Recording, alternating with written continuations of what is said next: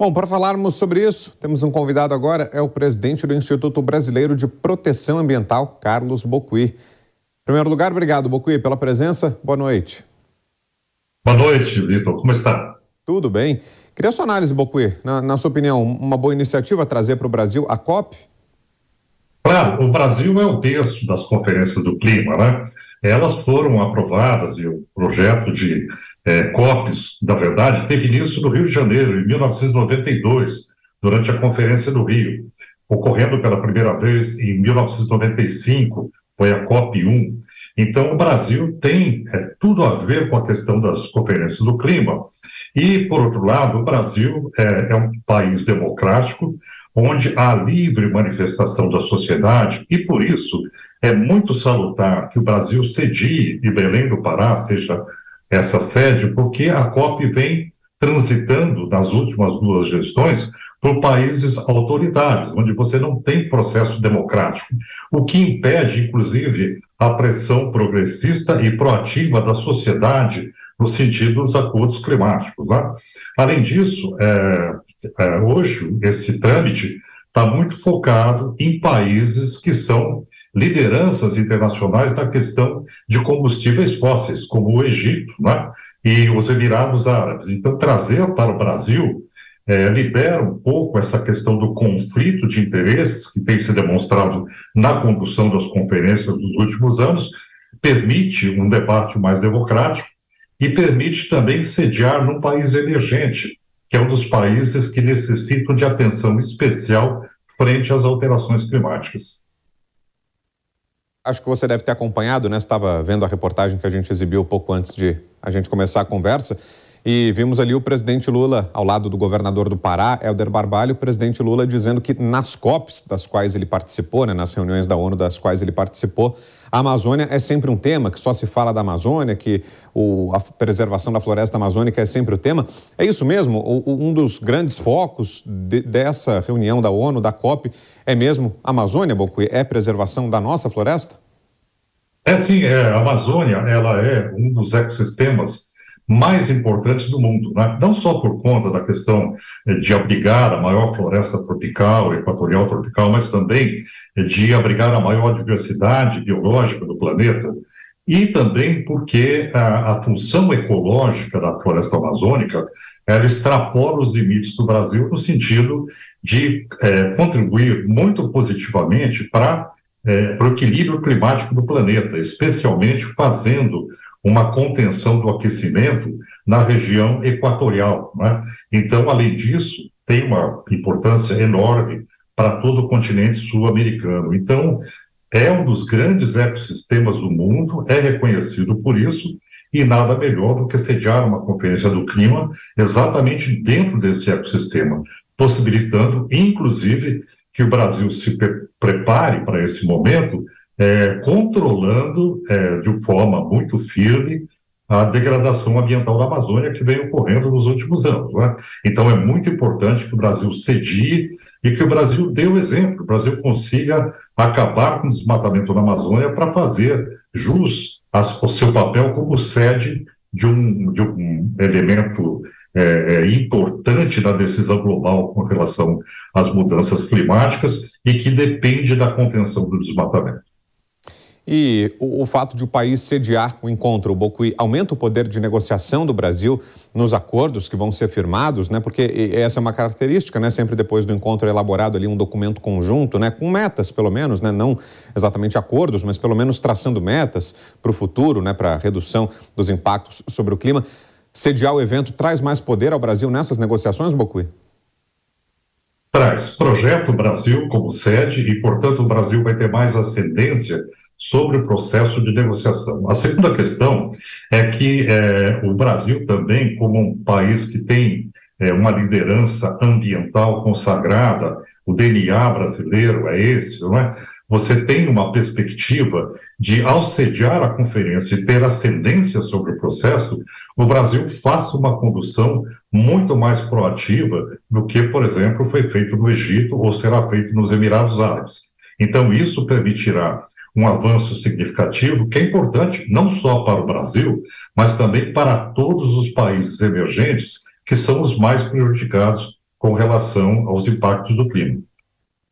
E sobre os acordos em si, Bokui, o que já foi estabelecido em reuniões anteriores, em edições anteriores da COP, tem sido colocado em prática ou não? São objetivos muito vagos? Qual o seu balanço sobre o resultado das edições anteriores do evento? Nós estamos diante de uma ineficácia dos países no sentido de fazer a implementação do que foi acordado no Acordo de Paris, né? O que acaba acontecendo é que, por conta da guerra da Ucrânia, por conta de questões geopolíticas e crises econômicas, os países têm se distanciado das metas que são prometidas nas conferências do clima para cuidarem dos seus interesses domésticos e, principalmente, para darem atenção à questão geopolítica da hegemonia, principalmente pelas grandes nações, Estados Unidos e China. Então, isso faz com que, quando esses países se sentem à mesa para negociar, eles estejam mais focados nesses seus interesses, não é?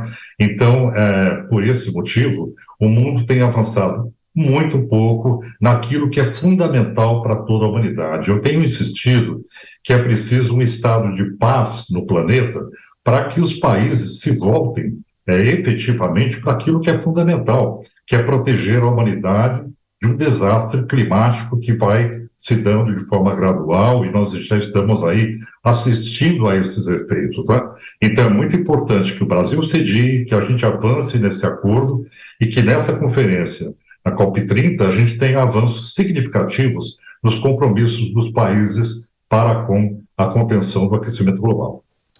Agora, Bokui, o mundo está vivendo um momento diferente, né, no campo das relações internacionais. Muitos analistas têm até comparado com o período da Guerra Fria, né? A gente vê o mundo se dividindo mais uma vez em dois grandes blocos, um liderado pelos Estados Unidos, o outro pela China e pela Rússia, né, com talvez o mesmo protagonismo ambas, né? Como é que isso muda as negociações? A China, inclusive, na questão ambiental, é um player importante, né? Porque é uma das grandes nações poluidoras do mundo, se não for a primeira colocada, né? Como é que esse momento tenso da geopolítica mundial afeta também as negociações sobre clima, Bokui? Os países precisam estar despojados das suas expectativas pessoais, próprias, armamentistas, para assumir compromissos que sejam benéficos para toda a humanidade.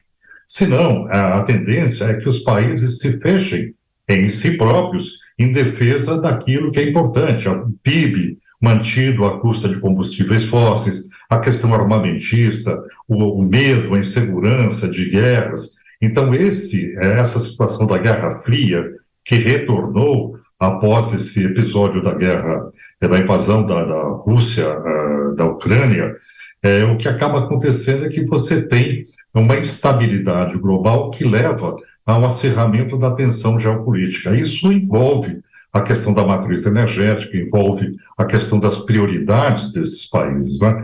Então, a Guerra Fria é extremamente negativa, eu volto a insistir. Se nós não estivermos um estado de paz no planeta, nós não conseguiremos colocar nos trilhos as boas medidas para resolver o aquecimento global. Só para ter uma ideia, os Estados Unidos têm um gasto de trilhões de dólares por conta da questão de manutenção do aparato militar, né? A Rússia também tem, a China também tem. Então, esse gasto militar que chega a 3,5 trilhões de dólares por ano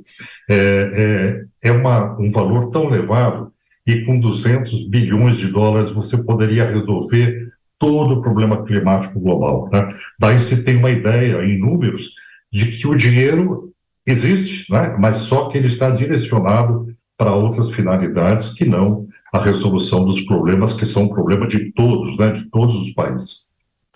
Agora, Bokui, deixa eu aproveitar a sua presença aqui, já que a gente está falando sobre a Amazônia, né, sobre a COP30, que vai ser realizada lá em Belém, no Pará, para te perguntar sobre um outro assunto que dominou o noticiário essa semana, que é o pedido da Petrobras para explorar petróleo na região da foz do rio Amazonas. Deu início a uma crise política, inclusive, a gente mostrou mais cedo aqui que o presidente Lula se reuniu com a ministra Marina Silva, tem a possibilidade de que ela desembarque do governo, enfim, desencadeou uma grande crise. Mas queria a sua avaliação sob o ponto de vista ambiental. Na sua opinião, Bokui, teria que ser aceito esse pedido da Petrobras? Olha, nós fizemos pela minha instituição diversas consultas a especialistas sobre a viabilidade ambiental desse tipo de projeto. não é aconselhável na região da foz do rio Amazonas, inclusive porque é uma bacia sedimentar criada pelo lançamento de sedimentos ao longo de milênios, e ali você tem um ecossistema bastante frágil, né? Além disso, você tem correntes que levariam uma eventual um derramamento de óleo para a costa, principalmente dos países vizinhos, mas dentro ainda do ecossistema da Amazônia. Então, esse tipo de situação, ele ficaria mais ou menos na perspectiva do que aconteceu com a plataforma Deep Horizon, tá, no Golfo do México, da British Petroleum, que, quando vazou, ficou 6 meses vazando sem que houvesse possibilidade tecnológica de contenção, não é? Então, perfurações de grande profundidade, em que pese o Brasil ter tecnologia para trabalhar esse tipo de situação, na questão da contenção do impacto ambiental, não existe tecnologia no mundo que consiga resolver o problema. Então, a melhor forma de você se preparar para isso é não permitir que essas extrações ocorram em áreas ambientalmente frágeis. E aí nós estamos falando de toda uma costa da região amazônica, que abriga as maiores áreas de manguezais do mundo, que são responsáveis são como o berçário de peixes para o oceano, né? Nós estamos falando de ecossistemas frágeis que têm implicações na segurança alimentar. Então, quando se trata de alternativa locacional inadequada, o mais aconselhável é você desistir do projeto antes que ocorra um dano maior. Muito bem, a análise do Carlos Bocuí, presidente do Instituto Brasileiro de Proteção Ambiental. Obrigado mais uma vez, viu, Bocuí, pela presença aqui com a gente. Ótimo final de semana. Eu que agradeço. Bom fim de semana. Obrigado.